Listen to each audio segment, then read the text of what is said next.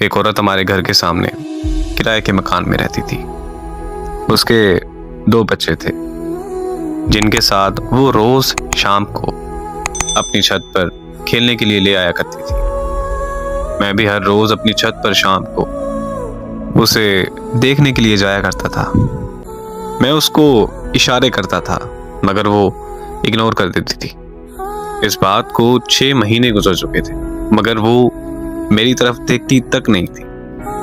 तब मेरी उम्र 18 साल थी और तब वो मुझसे काफी ज्यादा बड़ी थी, इसलिए शायद वो मुझे बच्चा समझकर इग्नोर कर देती थी। फिर एक दिन मुझे बुखार होने की वजह से मैं छत पर नहीं जा सका, तो वो औरत मेरी अयादत के लिए मेरे घर चली आई और मेरा हाल चाल पूछकर अपने घर वापस चली गई। उसका मेरी अयादत को आना मेरे लिए इस बात का इशारा था कि उसके दिल में भी मेरे लिए एहसास है।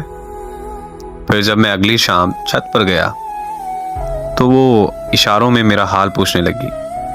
मैंने उसे इशारों में बताया कि हाँ मैं ठीक हूं, तो वो मुस्कुराने लगी। 2 दिन बाद एक पर्ची पे मैंने अपना नंबर लिखकर उसकी छत पर फेंका और फिर उसने मुझे फोन किया तो मैंने उससे अपनी मोहब्बत का इजहार किया और पूछा कि क्या वो मुझसे शादी करेगी। तो वो हंसने लगी और उसने मुझे ये कहा कि तुम अभी बच्चे हो, तुम्हें समझ नहीं है कि तुम ये कह क्या रहे हो और किस से कह रहे हो। वो कहने लगी कि तलाकशुदा औरत से कोई शादी नहीं करता और मैं तो तलाकशुदा होने के साथ साथ 2 बच्चों की माँ भी हूँ। उसने मुझे कहा कि तुम अच्छे लड़के हो, बस हम दोस्ती तक रह सकते हैं।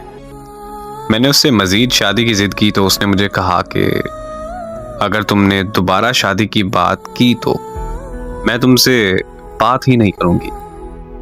मैं वहां पर चुप हो गया और हम दोस्त बनकर रहने लगे। हम एक दूसरे से हर बात शेयर करते थे। एक रात हमारी फोन पर बात हो रही थी कि उसने बताया कि वो घर पर अकेली है क्योंकि उसके अम्मी अब्बू शहर से बाहर गए हैं। ये सुनते ही मैं उसके घर के बाहर पहुंच गया और उसे दरवाजा खोलने को कहा, लेकिन उसने दरवाजा खोलने से इनकार कर दिया। तो मैंने भी जिद कर ली कि मैं पूरी रात घर के बाहर बैठा रहूंगा। 2 घंटों की जिद के बाद आखिरकार उसने दरवाजा खोल ही दिया। लेकिन आज मुझे अपनी उस जिद पर बहुत ज्यादा पछतावा होता है कि काश मैंने उस दिन अपनी जिद छोड़कर उसकी बात मान ली होती तो आज वो जिंदा होती। उसके दरवाजा खोलते ही मैं अंदर चला गया। वो बहुत परेशान और घबराई हुई थी क्योंकि उसे डर था कि किसी को पता चल गया तो उसकी इज्जत खाक में मिल जाएगी और फिर उसका डर सच साबित हो गया।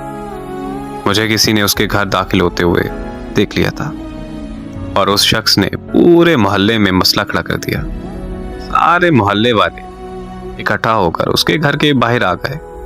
मैं छुप गया था लेकिन उन्होंने मुझे ढूंढ लिया था। मेरे घर वाले भी मोहल्ले वालों के साथ मौजूद थे। वो मुझे घर ले गए और मेरे अब्बू ने मेरी बहुत बेइज्जती की, लेकिन मैंने अपने घर वालों से साफ कह दिया था कि मैंने उस औरत से शादी करनी है वरना मैं जहर खा लूंगा और मर जाऊंगा। तो मेरे घर वाले मान गए और अगली सुबह उस औरत के माँ बाप वापस आने पर मोहल्ले में पंचायत बैठ गई। पंचायत में सब आ गए थे मगर वो और उसके माँ बाप नहीं आए।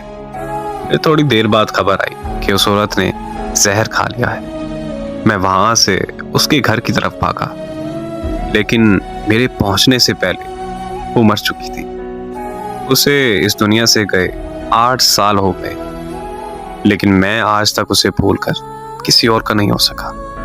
मुझे आज भी ये बात अंदर से खा जाती है कि काश मैं उस दिन जिद ना करता तो वो आज जिंदा होती। इससे बड़ा दर्द क्या होगा कि मेरी वजह से उसकी जान चली गई।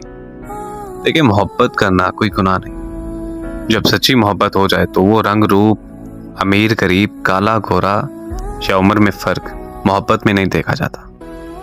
जब मोहब्बत हो जाती है तो फिर हो जाती है। वो एक शेर है कि वो मोहब्बत को हवस समझते हैं तो कह देना उसे, हाँ बदन ही चाहिए लेकिन ता कयामत चाहिए।